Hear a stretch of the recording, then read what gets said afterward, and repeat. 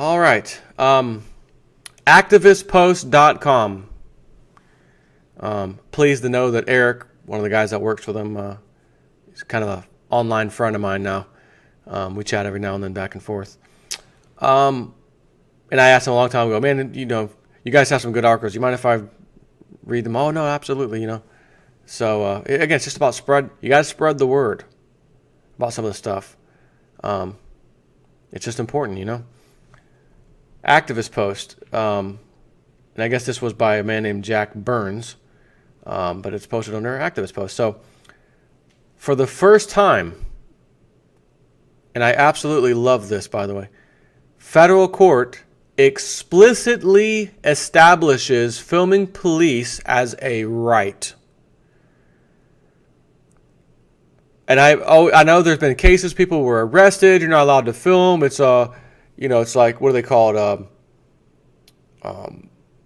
When you're recording a conversation, you're tapping someone's phone. It's like, I forget what the hell is it, what they call it, eavesdropping or wiretapping charges. Come on. If I can sit here and watch you and listen to you from a distance, or we're having a conversation, there should be no difference if a camera's here film. What I saw and heard doesn't matter if someone else gets to see and hear it played back later. The only reason you wouldn't want that is because you don't want people seeing what was really happening or what somebody really said. And I know the police have a very tough job, but damn it, there needs to be some accountability at all levels of government. I'm sick and tired of the laws that for you and I, but not for them and all that. Well, they can have a dash cam on their cop car or a body camera on them, but you're not allowed to film them back, in some places. So this is fantastic. Not a local court in a state, a county, state court, whatever. Federal court. That's what we needed. And I'm pleased to say this has so happened to happen under Trump all of a sudden. So this is great. There's been an ongoing battle between police and the citizenry over who has the right to film in public. Disputes between police and the public have led to cameras being confiscated by police and citizens being manhandled, beaten, and even arrested. Now it seems the courts are weighing in and not on the side of police. The court's opinion comes from a federal civil rights lawsuit filed by Philip Turner versus Driver, Grinold, and Dice, 2017. The plaintiffs are all officers from Fort Worth, Texas. According to court documents, plaintiff appellant Philip Turner was video recording a Fort Worth police station from a public sidewalk across the street when the defendants' appellees, officers Grinold and Dice, approached him and asked him for identification. Turner refused to identify himself, and the officers ultimately handcuffed him and placed him in the back of a patrol car. Prior to this case, there was no clear precedent that specifically established filming the police as a First Amendment right. In fact, as we've reported before, U.S. District Judge Mark Kearney of the Eastern District of Pennsylvania issued a ruling last year stating that citizens do not have a First Amendment right to record the police in public. Oh, really? According to the recent precedent, at the time in question, neither the Supreme Court nor the court had determined whether First Amendment protection extends to the recording or filming of police. Although Turner insists, as some district courts in his circuit have concluded, that First Amendment protection extends to the video recording of police activity in light of general First Amendment principles. The Supreme Court has repeatedly instructed courts not to define clearly established law at a high level of generality. The general proposition, for example, that an unreasonable search or seizure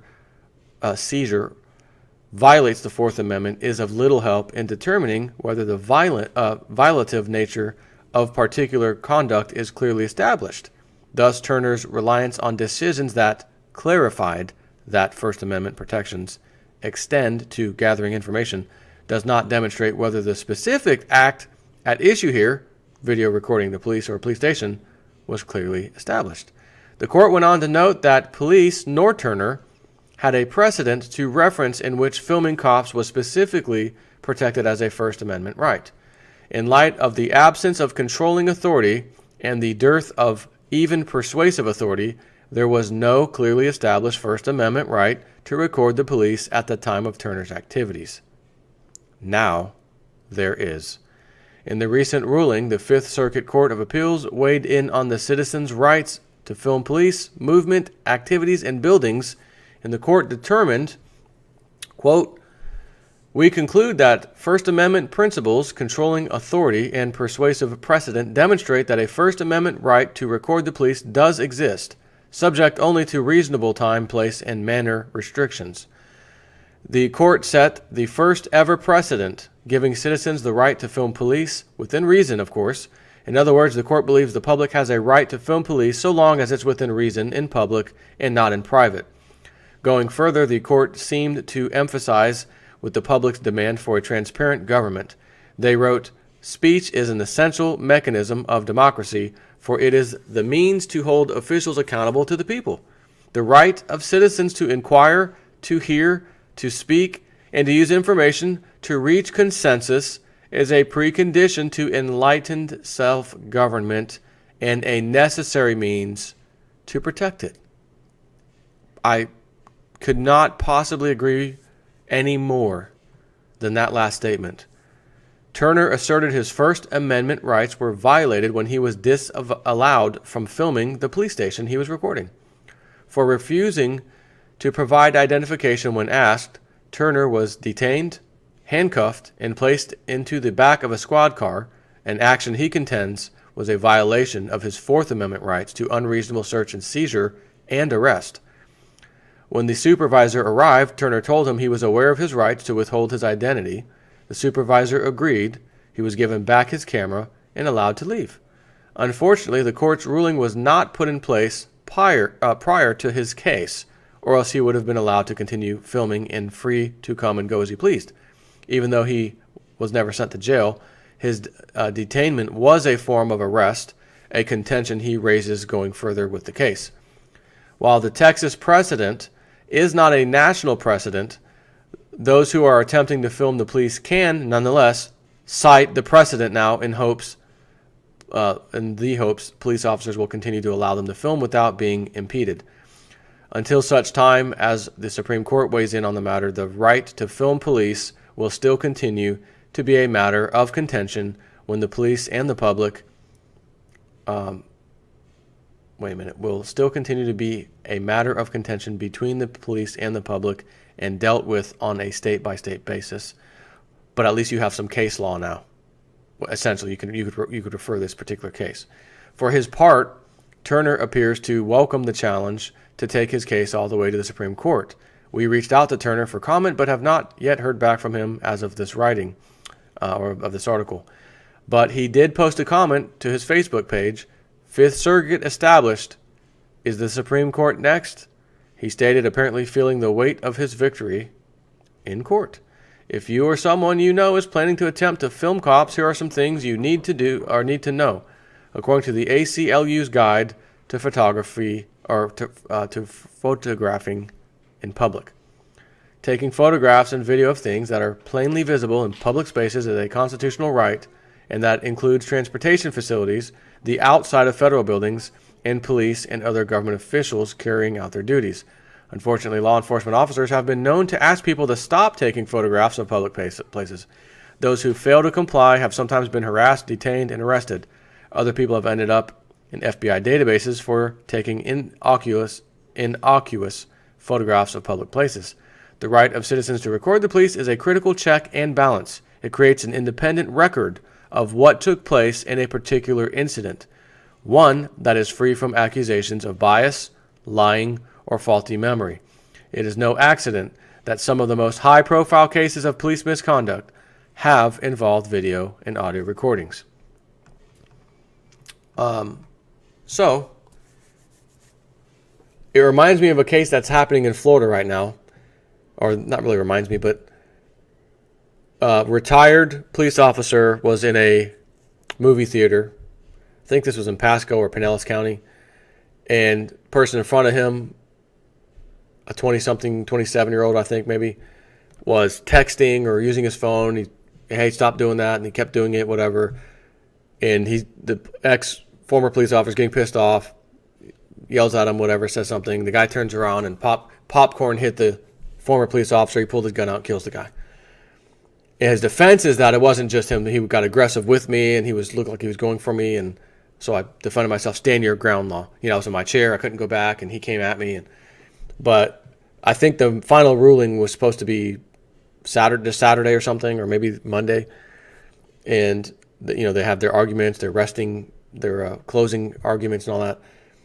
But what I've heard on the radio so far from the updates of the court case is that the witnesses said, well, the cop was extremely aggravated. The former cop was extremely aggravated.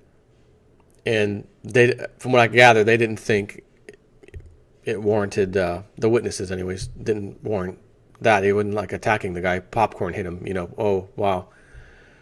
So this is what I'm saying here, though, is would someone have videotaped that incident, you wouldn't have to even rely on anybody.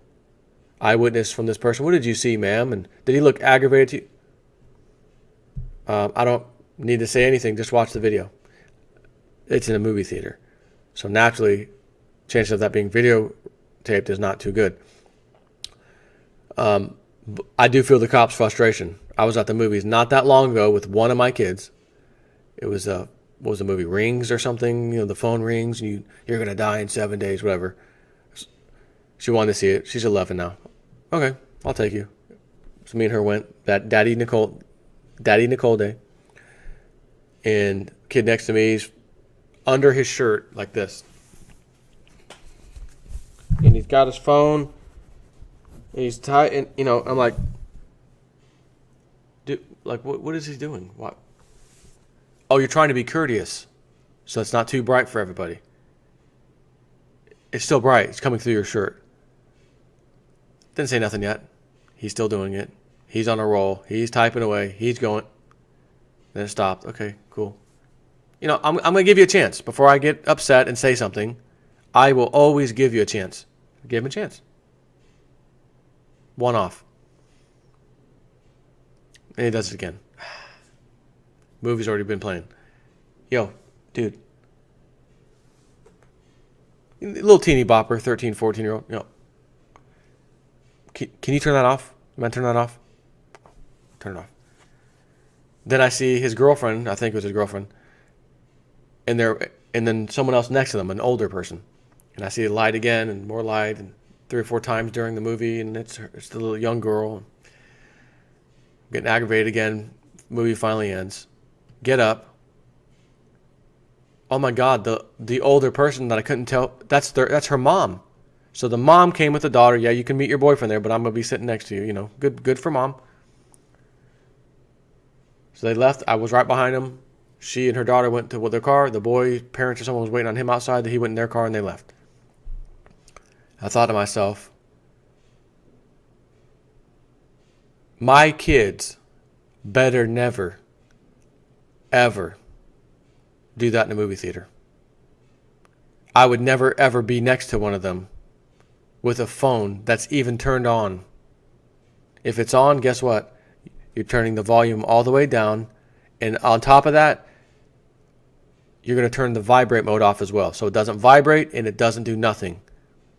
I don't want you even knowing someone's texting. You're not even going to know we're at a freaking movie theater. I would probably tell my kid, honestly, it's staying in my car. You don't need a phone in a movie theater for any reason. Now, as a parent, you might argue, yeah, but if my kids are babysitting, an emergency happens, the babysitter has to contact me. And I think, well, what did we do as humans when we didn't have cell phones? It wasn't all that long ago, And even when cell phones did come on scene, a whole lot of us didn't have them. What did we do? And how many people have gotten a phone emergency? Anyways, you could say as the parent, well, I'll put it in my pocket and I'll put it on vibrate. No noise. And if it vibrates, you don't take it out of your pocket and blind everybody. And you run down the aisle with it in your pocket, down the stairs, around the corner, and then look at it. Have some goddamn courtesy for other people. What the F happened to common courtesy? And while that was happening, twice, guy behind me, phone's ringing. He actually answers it. Hello? Oh, hey, man. Yeah, what's up, man? Yeah, we have at the movie theater. Yeah. Talked for probably a minute. Hung up. Now I'm aggravated. Kid under his shirt, phone, girlfriend, phone out, not under the shirt, just out for God and everybody to see. Guy behind me, phone's ringing. It rings again. Quick blow up, then hangs up. Rest of the movie, it was fine. When I say riffraff, I talk about riffraff. This is the kind of stuff I'm talking about. And this movie theater is a brand new movie theater. It is fantastic. Riverview movie theater, I forget X something. Every single seat is a lounge chair, lounge back type of seat, recliner. Nobody has to, could you scoot in? Could you scoot in so I can get, you got massive room. Have a nice day. I'm going to chill, lean back. It's great. But you still have to deal with these moralless souls. And even the mother who is smart enough to, I'm coming to the movie theater with you and your little boyfriend because you're a little young to be having a boyfriend. Good job, Mom. But she sat there with that phone on right next to you. He sat there under his shirt with the phone next to her, which is even closer to you than me. And you didn't say nothing? What's wrong with people? I do not run my life or my household that way. My kids will not do that. And I'll be telling them one day when they get old enough to go to the movie theater, maybe on their own, like I drop them off kind of a thing. Kids, listen to me very carefully. Yeah, you got the phone because we're going to need to talk to you possibly after the movie. You will turn that thing off or set it all the way down to vibrate and then beyond that one more tap down volume so that you have that thing completely off. You will not pick that up when that movie theater's in there at all, not even kind of. Do you understand? You will not disrespect people in that movie theater. People don't need to be seeing you playing around on your damn phone. If I find out that you did that, I will be taking your phone away. If you do it even one time, your phone's gone. And keep that in mind every time you go to the movies because that's the rule. Don't ever forget it. And each time they go to the movies, I'll just remind them. You remember what I said about your phone? Yeah, Dad, we got it. Okay. That's how that will go when my kids are old enough. Anyways, take care.